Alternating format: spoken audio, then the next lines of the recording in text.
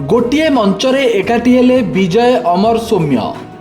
ओडिशार राजनैतिक दृष्टिपट को नहीं एबे अनिश्चितता लगी रही बेले गोटे मंचरे एकाठी होइचंती भेटेरान विजय महापात्र, अमर प्रसाद शतपथी और सौम्य रंजन पट्टनायक। जाजपुर जिला धर्मशाला निर्वाचन मंडलीर भुवनपुर ग्राम में चली एक सांस्कृतिक कार्यक्रम में तीन नेता एकाठी देखा मिली।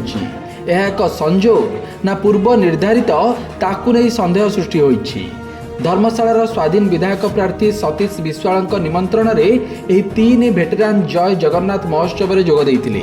यह एक सांस्कृतिक कार्यक्रम होइथिले भी सतीश जेहेतु पूर्वर बीजेडी इस्तीफा दे स्वाधीन भाव निर्वाचन लड़ीथिले, तेणु तांको निमंत्रण में तीन नेता जोग देबाकु नहीं एबे विभिन्न चर्चा हेउछि। एही कार्यक्रम में वक्तव्य रखी सौम्य बाबू किंतु एभली चर्चा को खंडन करिसेंती।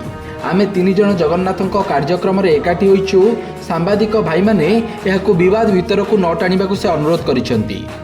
आमे देखि आ पहिले मध्य हम तीन जन को देखि कि से कैमरा वाला नुआ कंट्रोवर्सी तयारी करबा किंतु जगन्नाथ समर्थन हम पाखरे अछि।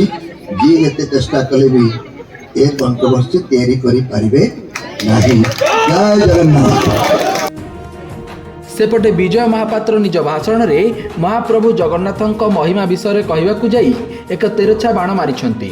विजय कहिछंती जेउ माने सबुदिन रूपा पलंक रे सोइबाकू स्वप्न देखंती सेमानंक अधोपतन सुनिश्चित, जहाँ सबुठु अधिक चर्चार विषय पलटिछि।